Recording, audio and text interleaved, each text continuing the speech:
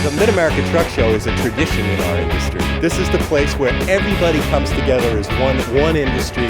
This is our Daytona 500. This is our Super Bowl. I mean, it doesn't get any bigger than this. The Mid-America Truck Show for the industry, it's kind of the kickoff, it's the spring preview. We go to this show every year. This is a great show to launch new products. We wouldn't be around if we didn't have this show. This is where all the national brands are. This is really the granddaddy of them all. This is a gathering place for the experts in the industry. The size and reach of the Mid-America Trucking Show is unparalleled.